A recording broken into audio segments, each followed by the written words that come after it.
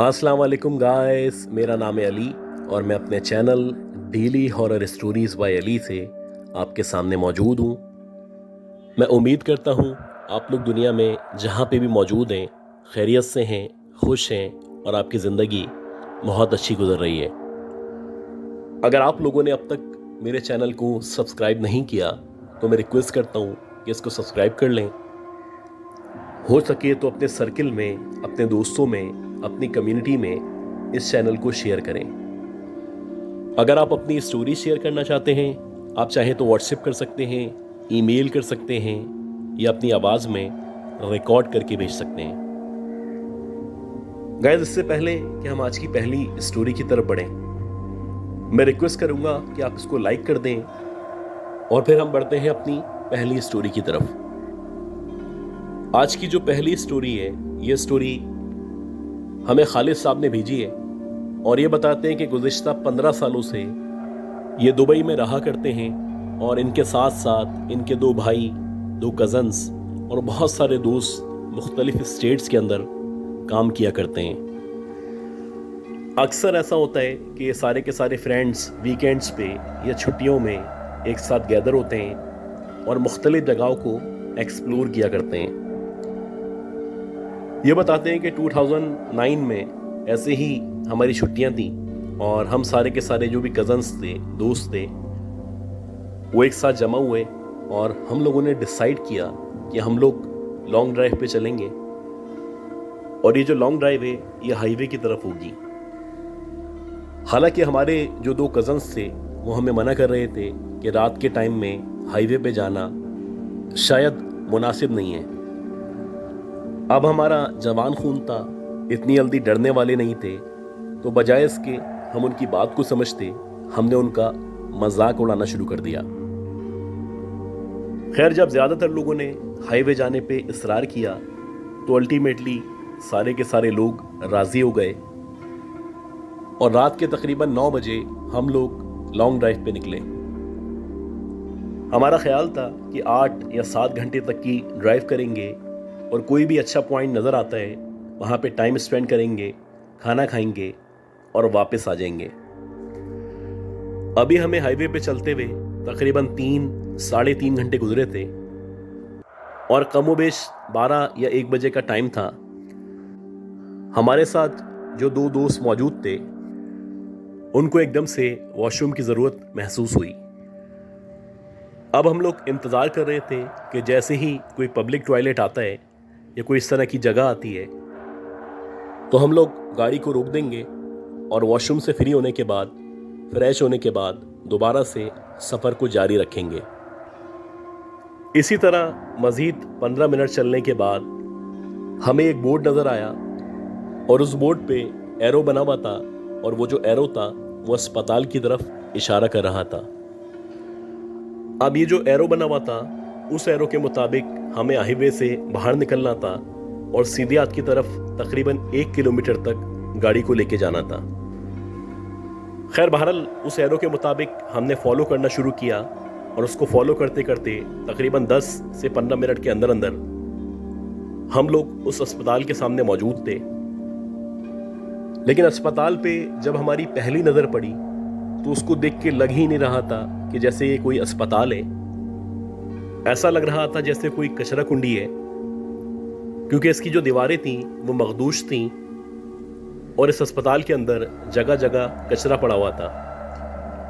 खैर, आहिस्ता आहिस्ता करके जब हमने उसको देखना शुरू किया तो हमें अंदाज़ा हो चुका था कि ये जो हॉस्पिटल है ये गए वक्तों में इस्तेमाल किया जाता होगा, लेकिन आज की तारीख में यह मुकम्मल तौर पे खाली था, अबंडेंट था और यहाँ पे ना कोई बंदा मौजूद था, ना किसी बंदे का नामो निशान मौजूद था। हालांकि आमतौर पे मिडिल ईस्ट के अंदर इस तरह की जो जगहें हैं वो कम हुआ करती हैं। खैर, अस्पताल को देखने के बाद जिन लोगों को वॉशरूम जाना था वो कहने लगे कि रहने दो, ये जो जगह है ये काफ़ी अरसे से खाली है और मेरे ख्याल में अंदर जाना ठीक नहीं है।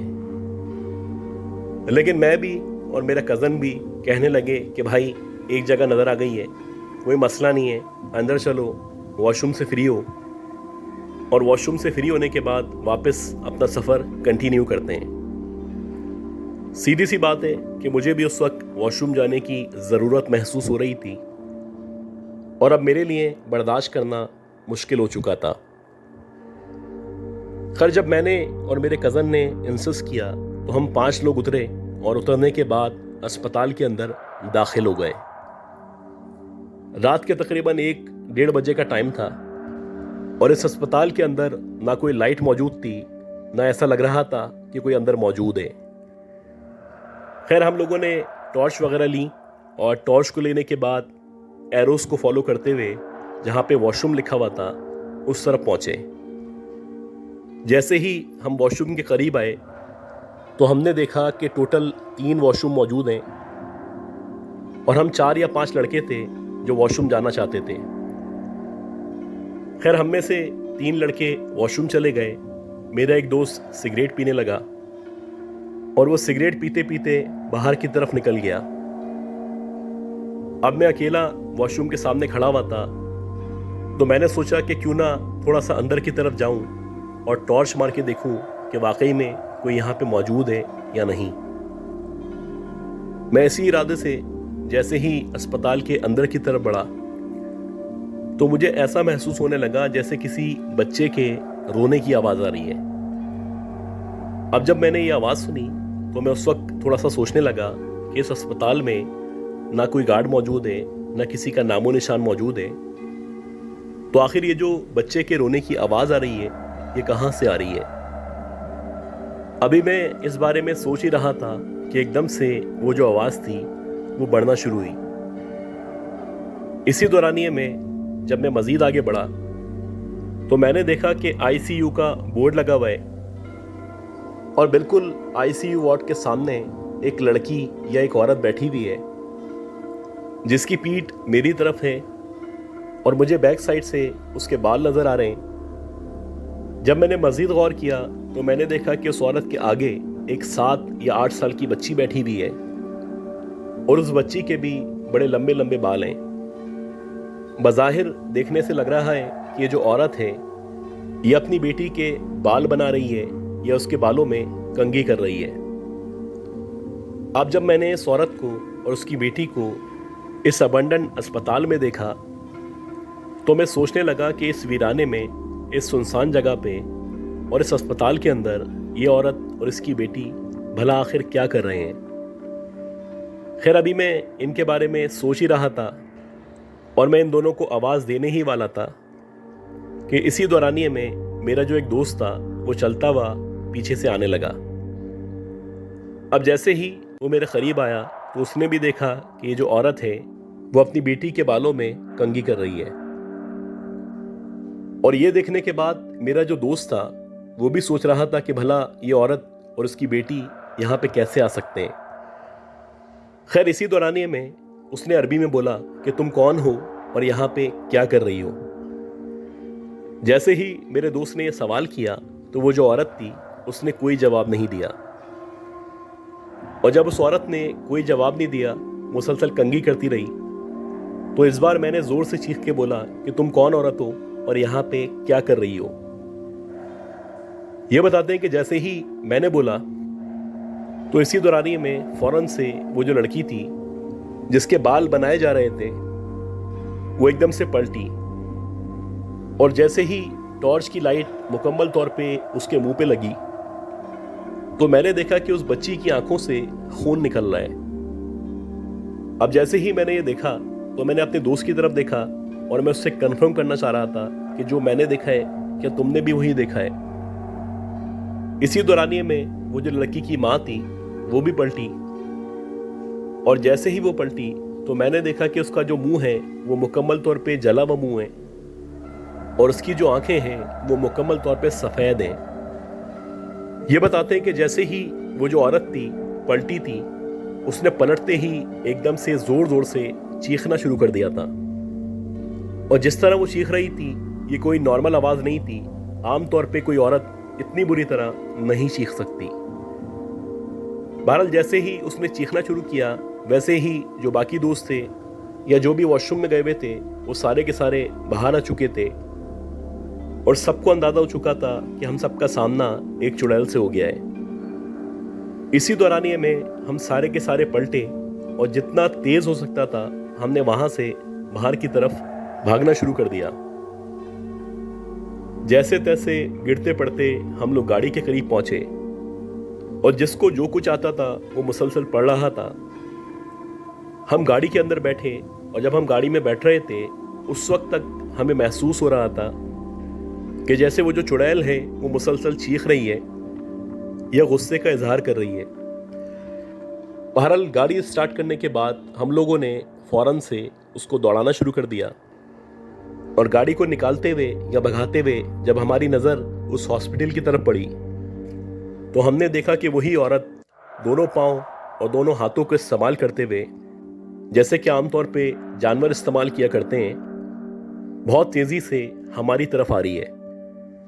खैर जैसे तैसे हम उधर से निकले और तकरीबन आधे घंटे तक मुसलसल गाड़ी भगाने के बाद बिला आखिर एक पॉइंट आया जो कि पब्लिक प्लेस थी। वहां जाके हम लोगों ने गाड़ी रोकी। इस दौरानिए में इन कुछ मिनट्स के अंदर अंदर हम सबको, ख़ासतौर पे वो लोग जिन्होंने उस औरत को देखा था, सबको शदीद बुखार हो चुका था और सब सर्दी से बहुत बुरी तरह कांप रहे थे।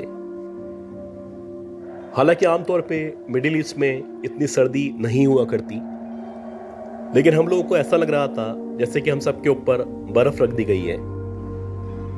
अब हम सारे के सारे लड़के इतनी बुरी तरह डर चुके थे कि हम लोगों ने यही डिसाइड किया कि जो भी करीबी मस्जिद होगी वहां पे फजर तक का टाइम गुजारेंगे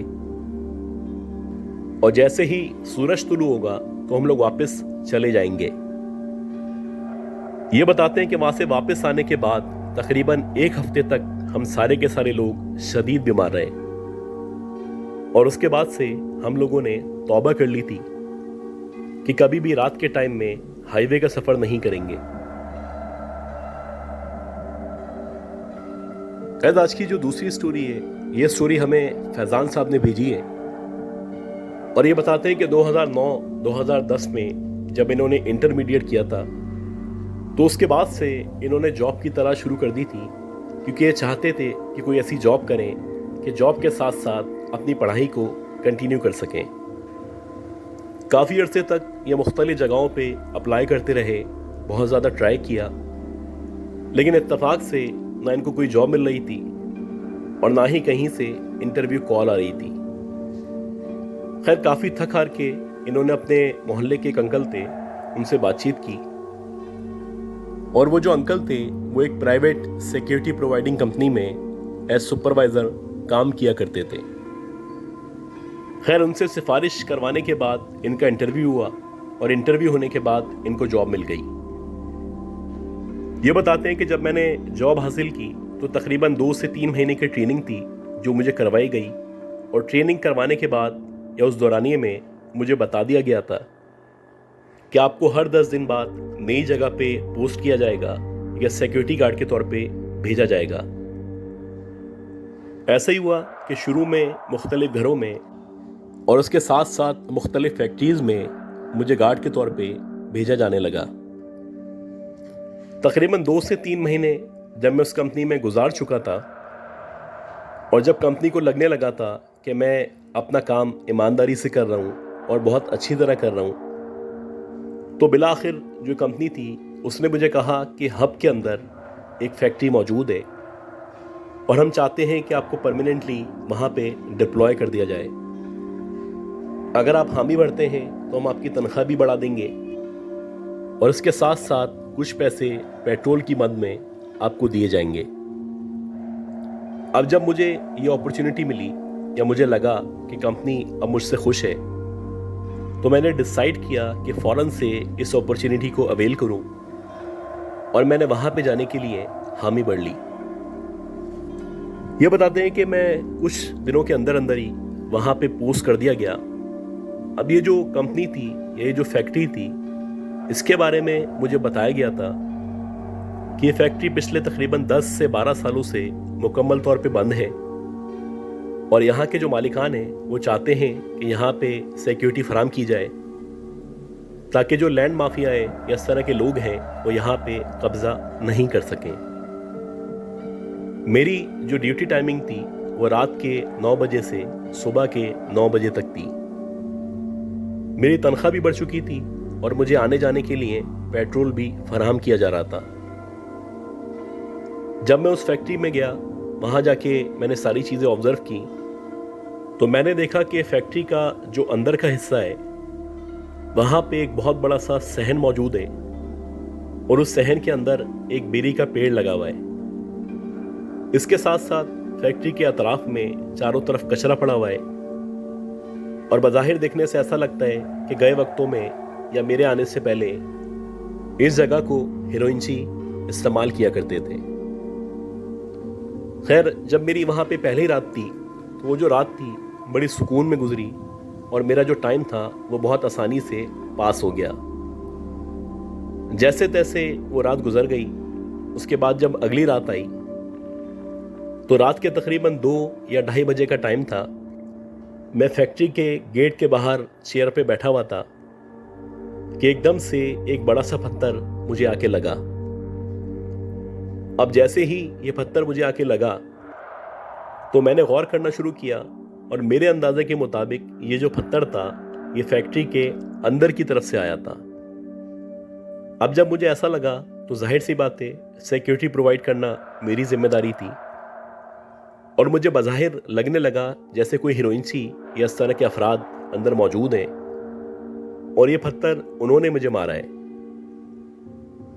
खैर, अपने तौर पे जब मैंने गेट के ऊपर से झांका और अंदर की तरफ का जायजा लिया तो बज़ाहिर मुझे कोई नजर नहीं आया।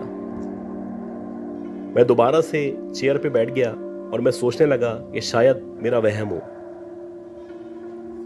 अभी मुझे बैठे हुए तकरीबन 4 या 5 मिनट ही गुजरे थे कि एकदम से मेरे पास दोबारा से एक पत्थर आके गिरा और जैसे ही दोबारा से पत्थर आके गिरा तो मैंने जल्दी से अपनी गन लोड की, क्योंकि अब मुझे गुस्सा आ चुका था और मैं चाहता था कि मैं अंदर जाऊं और जाके देखूं अगर कोई हीरोइनची अंदर मौजूद है, या तो मैं उसको पकड़ के बाहर ले आऊंगा या फिर उसको वहीं मार दूंगा। खैर, जैसे ही मैंने फैक्ट्री का गेट खोला और गेट खोलने के बाद मैं अंदर की तरफ जाने लगा तो सबसे पहले मेरी नज़र बेरी के पेड़ पे पड़ी। मैंने देखा कि बेरी का जो पेड़ है उसके तने के बिल्कुल सामने एक औरत या लड़की खड़ी हुई है और बज़ाहिर देखने से ऐसा लग रहा है कि उसने सफ़ेद कलर के कपड़े पहने हुए हैं। जैसे ही मैंने वहाँ पे लड़की को देखा तो मैंने टॉर्च उठाया और टॉर्च उठाने के बाद लाइट उसके ऊपर मारना शुरू की। मैं बड़ा हैरान था कि इस फैक्ट्री के अंदर, जो कि सालों से खाली है, भला कोई औरत या लड़की इतनी रात में अंदर कैसे आ सकती है। खैर, जैसे ही मैंने रोशनी उसके ऊपर मारी तो मैंने देखा कि वो जो लड़की है उसकी जो स्किन है, इवन कि उसका जो चेहरा भी है, वो सारा का सारा जला हुआ है। उस लड़की ने अपने दोनों हाथ बेरी के पेड़ की तरफ किए हुए हैं, जैसे कि वो पेड़ के ऊपर देख के किसी से बात कर रही हो। उसके जो हाथ थे वो बहुत ज्यादा लंबे हाथ थे। इसके साथ साथ उसके जो पांव थे वो टेढ़े पांव थे। ये सब देखने के बाद मुझे अंदाजा हो चुका था कि ये जो औरत है ये कोई नॉर्मल औरत नहीं है, यकीनन ये एक पिछल पैरी है। मैंने इससे पहले भी बहुत सारे किस्से कहानियों में और बहुत सारे बुजुर्गों से पिछल पैरी के बारे में सुन रखा था। मुझे पता था कि जो पिछल पैरी होती है उसकी उंगलियां पीछे की तरफ होती हैं और उसकी जो एड़ियां हैं वो आगे की तरफ होती हैं। ये सब देखने के बाद मैं वापस पलटा और आयतल कुर्सी पढ़ता हुआ सीधा बाहर आ गया। ये बताते हैं कि उस दिन के बाद से मैं पूरी कोशिश करता था कि ना अंदर की तरफ झांकूं ना अंदर जाऊं। मैंने उसी दिन से कोशिशें शुरू कर दी थी कि मेरा जो ट्रांसफ़र है वो किसी और जगह कर दिया जाए, क्योंकि मेरे अंदर इतनी हिम्मत नहीं थी कि मैं एक ऐसी फैक्ट्री में जॉब करूं या उसकी सिक्योरिटी करूं जहां पे पिछल पैरी रहा करती है। तकरीबन 1 महीने की लगातार मेहनत के बाद मेरी जो मैनेजमेंट थी उन्होंने मुझे किसी और जगह ट्रांसफ़र कर दिया और मेरी जगह किसी और गार्ड को यहाँ पे भेज दिया गया। गाइस, मैं उम्मीद करता हूँ जो भी स्टोरीज मैंने शेयर की हैं ये सारी की सारी स्टोरीज आपको पसंद आई होंगी। अगर आपको ये स्टोरीज पसंद आई हैं तो प्लीज़ मेरे चैनल को लाइक करें, सब्सक्राइब करें, शेयर करें। दुआ लाजमी करें कि अल्लाह ताला मुझे, मेरी फैमिली को, हम सबको सेहत दे, ज़िंदगी दे, सलामती दे। मेरी अगले अपलोड तक के लिए अपना बहुत ही ख्याल रखिएगा। अल्लाह हाफ़िज़।